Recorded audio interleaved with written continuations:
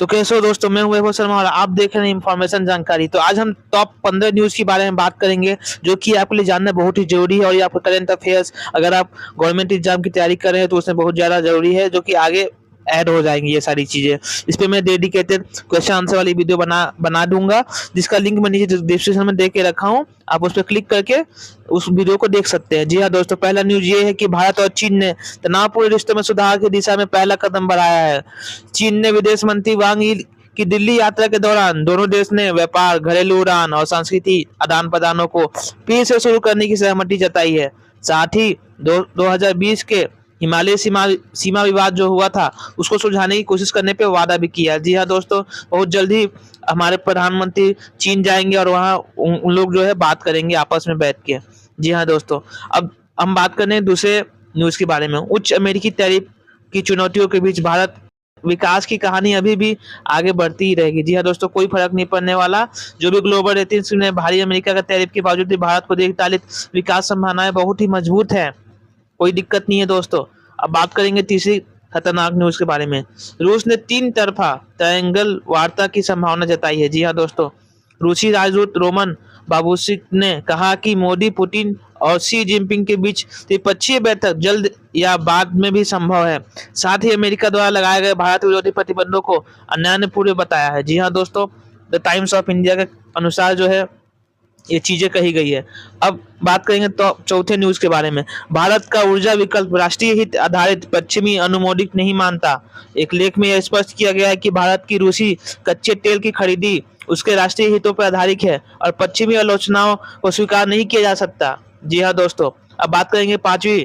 BJP का विश्वास, घरेलू मांग भारत को अमेरिका टैरिफ की सुरक्षित रहेगी। जी हाँ दोस्तों, जो घर घर में जो हमारी सारी चीजें आती है, रोजमर्रा की जो जिंदगी में उपयोग होती है, उस पर कोई फर्क नहीं पड़ने वाला। जी हाँ दोस्तों, बीजेपी ने ट्रम्प द्वारा लगाए गए 50% टैरिफ पर विश्वास जताते हुए कहा है कि मजबूत स्थानीय मांग और घरेलू खपत इस मार को कम करेगी और प्रभाव न्यूनतम ही रहेगा।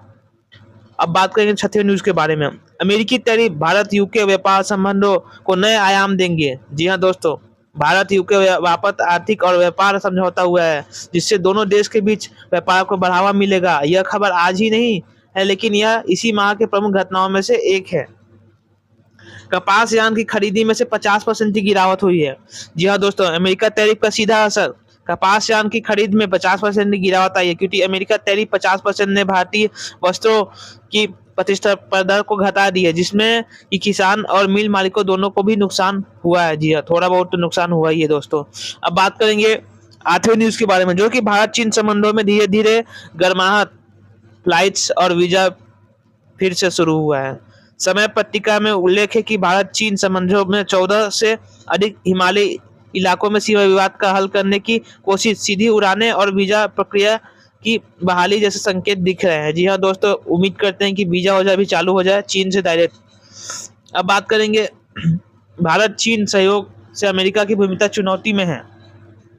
टाइम्स ऑफ इंडिया के अनुसार अमेरिका इंडिया रिश्ते में खटास के बीच भारत चीन के साथ अपने संबंधों को बहुत ही मजबूत कर रहा है और हिंद पहाड़ी सहयोग के मार्ग पकड़ रहा है। जी हाँ दोस्तों, जो भी हमारा पुराना जो भी था, वो द टाइम्स के अनुसार ये सारी चीजें जो है भारत चीन के सहयोग से जो है अमेरिका जो भी हमारे ऊपर टैरिफ पे टैरिफ डाल रहा है, उसका कुछ ना कुछ मार्ग निकल ही जाएगा। जी हाँ दोस्तों, अब बात करेंगे 10वें।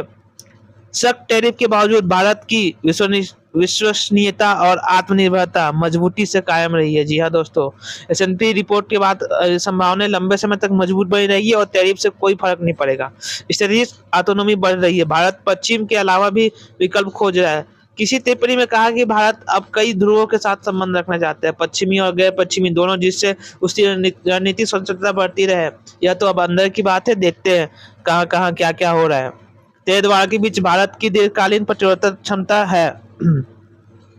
S&P जो कहा थी भारतीय अर्थव्यवस्था की लचीलापन पुष्टि करता है, चाहे वैश्विक परिस्थितियां किसी भी चुनौतीपूर्ण क्यों ना हो, कोई दिक्कत नहीं है दोस्तों। अब बात करेंगे 13वां न्यूज की। ट्रम्प के टैरिफ के ने भारत की निर्यात रणनीतियों को पुनः सोचने पर मजबूर कर दिया है। जी हाँ दोस्तों, IER ने चेतावनी दी है कि 70% तक निर्यात प्रभावित हो सकता है और भारत को अपनी रणनीति जैसे निर्यात, विविधीकरण और व्यापार सुधार पर ध्यान देना चाहिए।